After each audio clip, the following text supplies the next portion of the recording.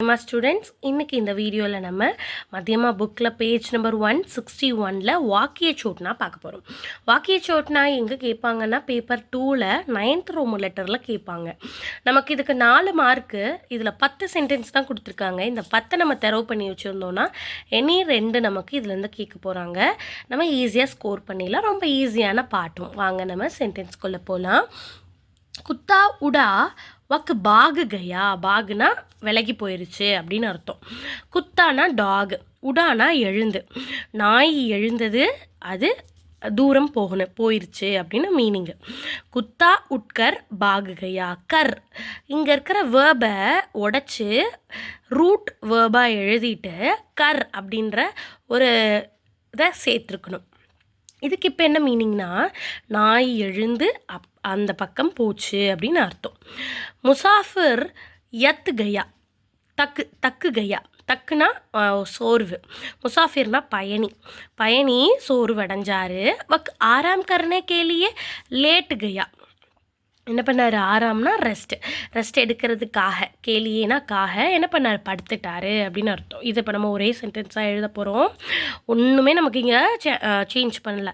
முசாஃபிர் தக்கு கயா அவுர் அப்படி அண்டுன்னு அர்த்தம். அந்த வேர்டை மட்டும் ஆட் பண்ணிவிட்டு வக்க எடுத்துட்டோம். ஆராம் கர்னே கேலியே லேட் கயா. இவ்வளோ தான் நம்ம பண்ணியிருக்கோம். மே தோ 3 से बीमार हूँ. எனக்கு 2 நாளாக ஃபீவர். மே அபி ஸ்கூல் நஹி ஜா சக்தா. அதனால தான் என்னால் ஸ்கூலுக்கு போக முடியலை அப்படின்னு இங்கே கொடுத்துருக்காங்க. மே தோ 3 से बीमार हूँ கமா போட்டுட்டாங்க. இஸ்லியே அப்படின்ற ஒரு வேர்டை எடுத்துருக்காங்க. மே அபி அப்படின்ற வேர்டை எடுத்துட்டாங்க. ஸ்கூல் நஹி ஜா சக்தா. வக்கு போல்னா சாக்தி தீ. வக்கு சூப் ரஹி. அவன் பேசியே ஆகியிருக்கணும், அவன் அமைதியாக இருந்தான். அதை நம்ம இருந்தும் அப்படின்ற வேர்டை ஆட் பண்ணியிருக்காங்க. வக்கு போல்னா சாக்தி தீ கமா லேக்கின் சூப் ரஹி. இருந்தும் அவன் அமைதியாக இருந்தான். ஜல்தி ஜாவு காடி நஹி மிலேங்கி. ஜல்தினா சீக்கிரம் போ, வண்டி கிடைக்காது அப்படின்னு சொல்லியிருக்காங்க. ஜல்தி ஜாவோ கமா நஹித்தோ அப்படின்னா இல்லைனா அப்படின்னு சொல்லுவோம்ல.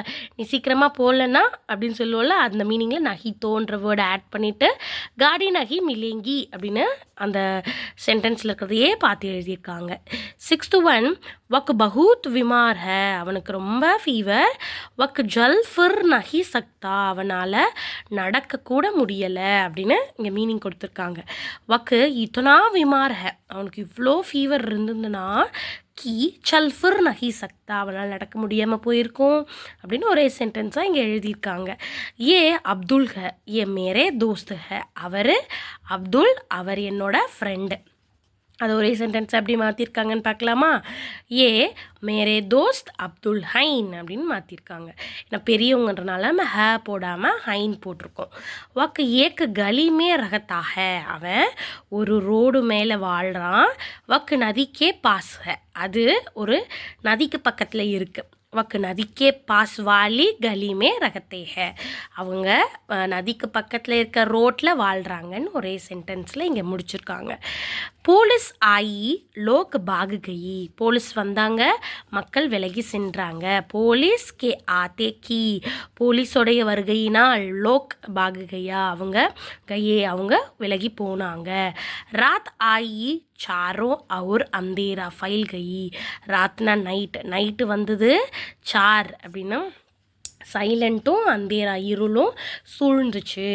ராத்துக்கே ஆனே பர். இரவு வந்ததினால் சாரோ நிழல் அமைதியும் இருளும் சூழ்ந்துச்சுன்னு மாற்றிருக்காங்க. இந்த ரொம்ப சிம்பிளான இந்த 10 நல்லா ப்ராக்டிஸ் பண்ணிக்கோங்க. 4 மார்க் கன்ஃபார்மாக வாங்கிடலாம் மதியமாக செகண்ட் பேப்பரில். தேங்க்யூ.